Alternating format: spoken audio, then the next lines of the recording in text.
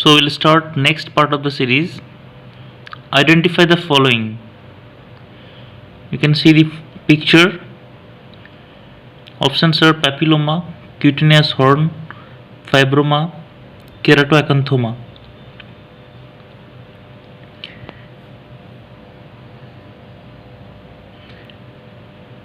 According to the answer key, the answer is cutaneous horn. So the next picture, bilaterally hard bony inconsistency swelling in the floor of mouth signifies which condition? You can see that bony hard swelling bilaterally in the floor of the mouth. It's a very easy question. Options are lingual space infection, lingual salivary gland infections, torus mandibularis, dento-alveolar abscess. The answer is torus mandibularis.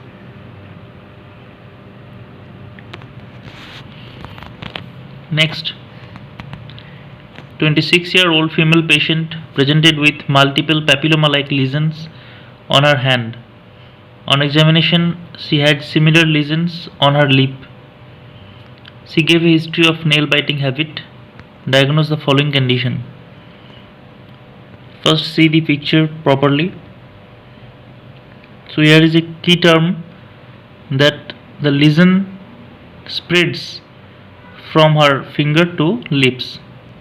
So it's a contagious lesion, and you can see the shape of the lesion. Options are herpes labialis, keratoacanthoma, verruca vulgaris, Cowden's syndrome. Answer is verruca vulgaris. That is also known as common wart. Now the next question. 16-year-old male patient is asymptomatic but has swelling in the mandibular third molar region which is extending to the ramus area.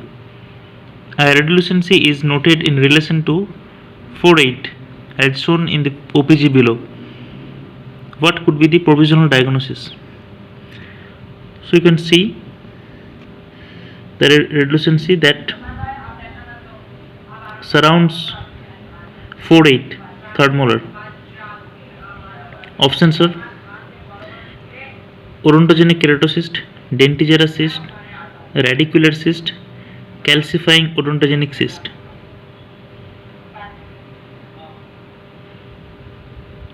Answer is dentigerous cyst. Option B, dentigerous cyst. The next question is a histologic picture. The histological features resembles which of the following cyst? First, look into the picture.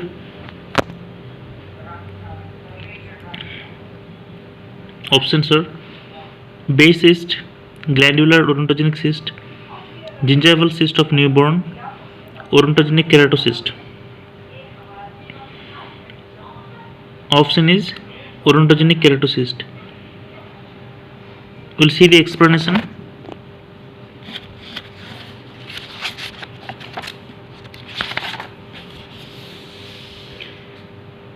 The lining epithelium of odontogenic keratocyst is highly characteristic and is composed of a parakeratinized surface which is typically corrugated, rippled or wrinkled. A remarkable uniformity of thickness of the epithelium, usually ranging from 6 to 10 cells thick. A prominent palisaded polarized basal layer of cells, often described as having a picket fence or tombstone appearance. These cysts are formed with a stratified squamous epithelium that produces parakeratin, orthokeratin or both type of keratin.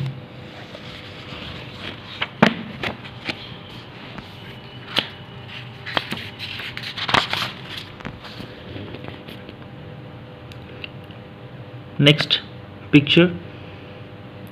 A patient had reported with a non-vital tooth in relation to 1-1 and 2-1.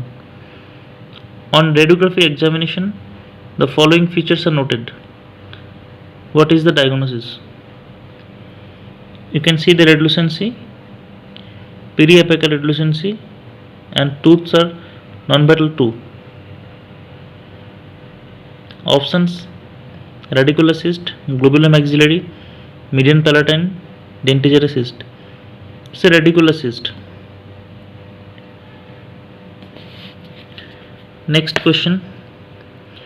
The following image denotes which procedure for the removal of the cyst.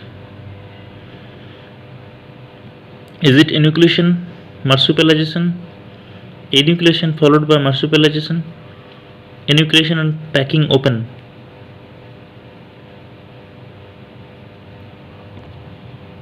It's marsupialization.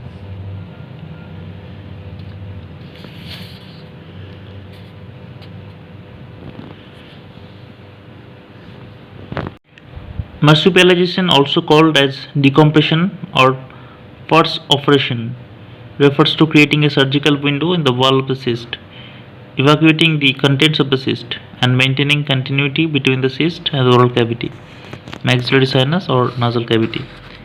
The only portion of the cyst that is removed is the piece removed to produce the window, leaving the remaining cystic lining in situ. This process decreases intracystic pressure and promotes shrinkage of the cyst and bone fill. Marsupialization can be used as a sole therapy for a cyst or as a primary step in management, with enucleation deferred until later. Next question, the OPG shows multiple okashi where the chest radiograph shows rib deformities along with some neurological disorders. What could be the diagnosis? So the characteristic features are multiple rhomboidogenic keratocyst and rib deformities with some neurological disorders. Options are Gorlin and Golgi syndrome, Golgi-Gorlin syndrome, nevoid basal cell carcinoma syndrome, Gardner syndrome. Answer is A, Gorlin and Golgi syndrome. We'll go to the next question. In the following histological slide, the features represent which variant of ameloblastoma? Is it plexiform, desmoplastic, follicular, or granular? You can see the histologic picture here.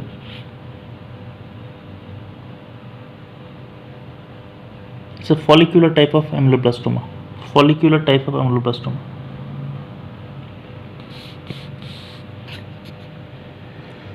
The CT scan of the mandible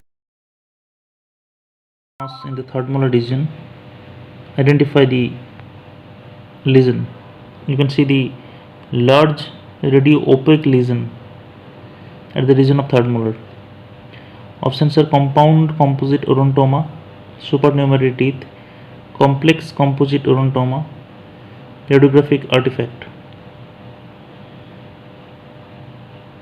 Option is correct answer is C, complex composite orontoma. Compound means there should be tooth-like structure. Complex means it's not a tooth-like structure. Can't describe how it looks. It's a mass. So it's complex composite orontoma. Now the next, a purplish red colored swelling has noticed which on palpation was hard and indurated. The pus contained sulfur granules, and on histological examination a central abscess within which peculiar appearance of the colonies with the peripheral radiating filaments are noticed. Identify the organism. It's a very easy question. The key terms here, that pus contains sulfur granules, and second, that appearance with peripheral radiating filaments. So options are Mycobacterium tuberculosis, Corynebacterium diphtheria, Clostridium tetani, Actinomyces israeli. So it's a characteristic feature of actinomycosis. So answer is D, Actinomycosis israeli. I'll go to the next question. A patient had come with a painful ulcerated lesion on the lip along with enlarged lymph nodes. He was diagnosed with syphilis. Which stage of syphilis is he in? Option is congenital stage, B primary stage, C secondary stage, D tertiary stage. So the key terms are painful ulcerated lesions on lip along with enlarged lymph node. Answer is primary stage. This much for today. We'll meet you in next video.